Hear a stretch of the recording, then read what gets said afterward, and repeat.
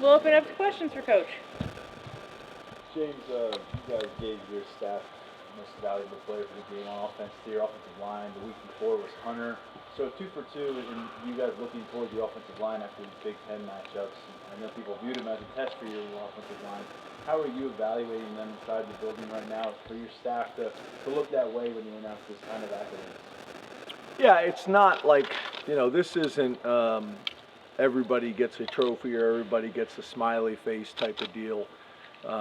We watch the film, we evaluate it, and we kind of make decisions based on how guys perform.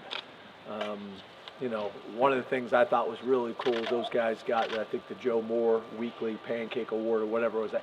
To me, that's like the best and coolest award in college football because it's given to a group, which to me is really cool. But with the weekly awards, it's not like we're trying to spread the wealth, or it's not like we're trying to build confidence or any of those things. We just grade the tape and give it to the group or the guy that we think is most deserving. What has Phil done? I guess now that he's in year 4, he's had a chance to also on the recruiting side and the developmental side. What has he brought comprehensively to that position for you? Yeah, I think all the things you mentioned. He's recruited well. I think we have developed well, not only on the field but also in the weight room. As you guys know, nutrition as well. I think Leanne and the nutrition department have done a nice job.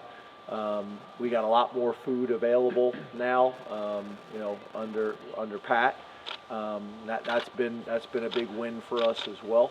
So it's really all of it. But Phil's been really good. He's got great experience. I think, when you have a guy that's won 2 national championships as a college player, and then also found a way not only to make it in the NFL but be able to play 4 to 5 years, got instant credibility with the guys as well as with recruits.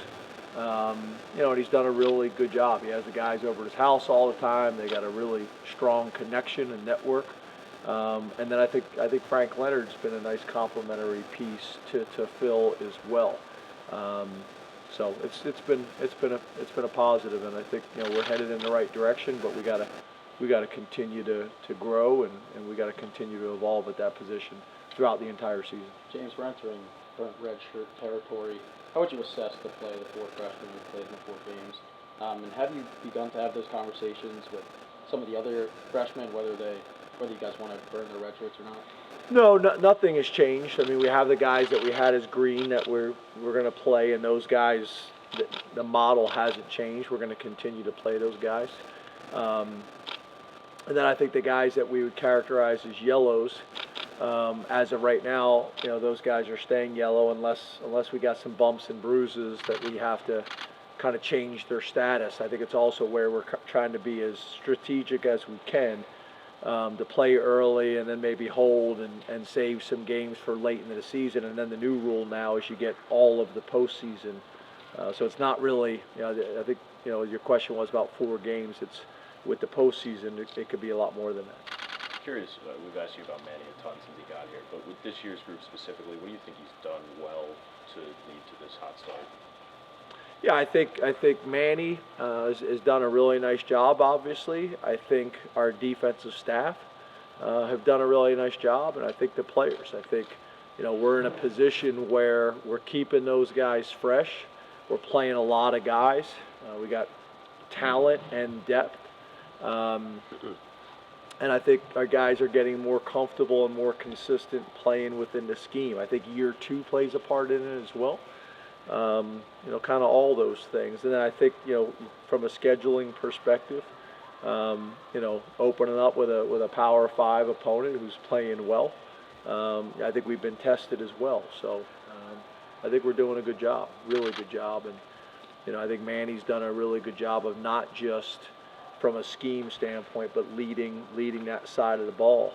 And I think really all of the assistants have done a great job in terms of reinforcing the overall message of the program, and then specifically Manny's as well. Done a great job.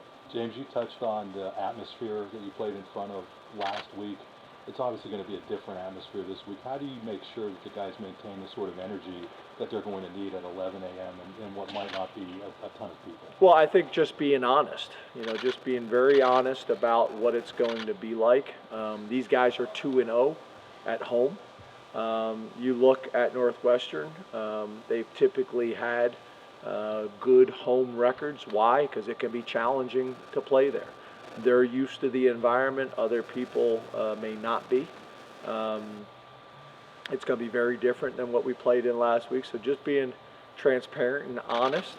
Are we internally motivated or are we externally motivated? But for me to act like it's not a factor, it is, and you got to get prepared for it. We haven't had any music.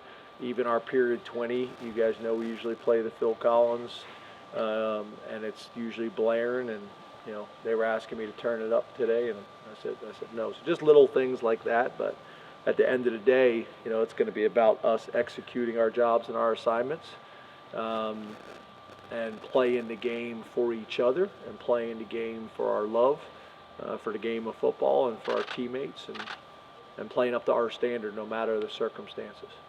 Coach, Alex Felkins and Curtis Jacobs in defense and kicking game. Just talk about what they've been able to bring these last couple games. They've been very important, instrumental in that. Yeah, Felkins is doing a nice job. He's an older guy. He's got some pretty good experiences. And I think is kicking the ball and playing with confidence right now. We need to continue that building. And then Curtis has played a ton of football here, kind of steady Eddie, and then has been able to make some splash plays, however you want to describe it, as well. I thought last week he played as fast and as physical as he's played this year. So we need those guys to continue to play this way on a consistent basis for the rest of the season, starting this week.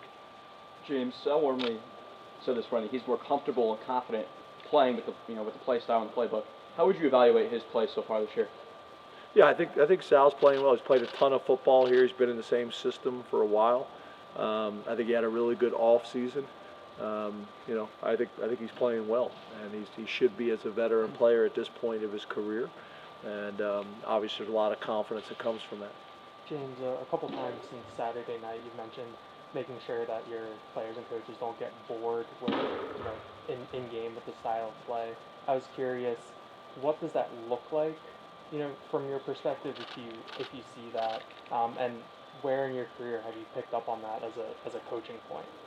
Well, I guess what I was saying is I talked to the coaches at halftime, just about, okay, yeah, we're not explosive, and we're running the ball, and I think in the first half, I think we were like 2.5 yards per carry or something like that, and then we made a jump in the third quarter and made a jump in the fourth quarter, but we were controlling the game, and I think sometimes as a play caller, you want it to take shots, and you want to be a little bit more explosive, and call maybe what people consider maybe a sexier game.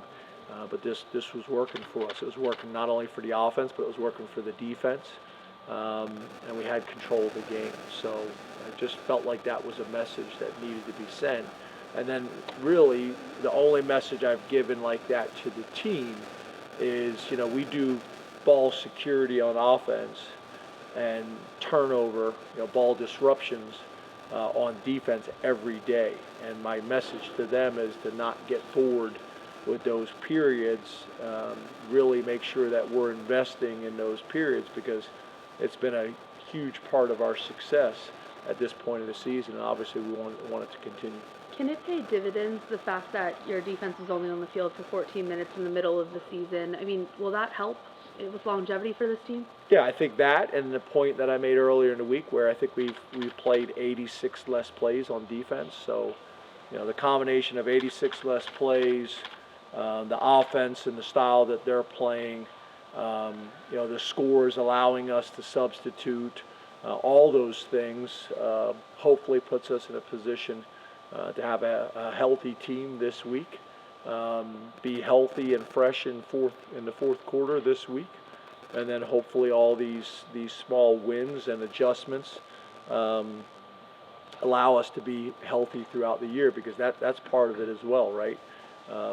who can be as healthy as you can be throughout the duration of the season. You James- talked about the middle 8 minutes of the game and how you want to use those to flip the game. Looking to the first quarter, though, you said that you were not happy with how your offense started against Iowa, and the first quarter's been your lowest scoring quarter on offense. Have there been any conversations about how you want to start games better, or are you comfortable with where you're at right now? I'm a little confused. Is your question about middle 8? My You started with question's about- middle 8, and then you yeah. started talking about the start of the game. Sorry, are you focusing on the start of the game? Are you trying to improve your offense there? Yes. James, it seems like there's, you've seen a lot of too high defenses, as you mentioned, Iowa, obviously last week. Is this a trend? Just observationally, it seems like there's a lot more of these schemes with defenses playing too high, whether it's in the NFL or other places in college. Yeah, I don't think so. I haven't felt that way. I think the thing that I would say probably is a trend, is the people playing 3 safeties. That's a little bit of a trend. Iowa State a few years ago had a lot of success with that, something that not a whole lot of people were doing, and can cause some issues. It's kind of like facing a wing T offense or an option offense. But I think a lot of people like to play with 2 safeties. And then obviously there's people that want to kind of major from the middle of the field close type of family. And there's people that do a little bit of both. But yeah, I haven't sensed or felt like there's more people playing with 2 safeties this year than in years past. And then obviously there's a big difference between 2 safeties with a cover 2 philosophy, 2 safeties with a quarter-half philosophy, and then 2 safeties that are playing quarters. Because really quarters you could really put into a totally different family, because it's a way to play middle of the field open, but really technically have 9 guys in the box. Thanks, Coach. Thank you. Thank you.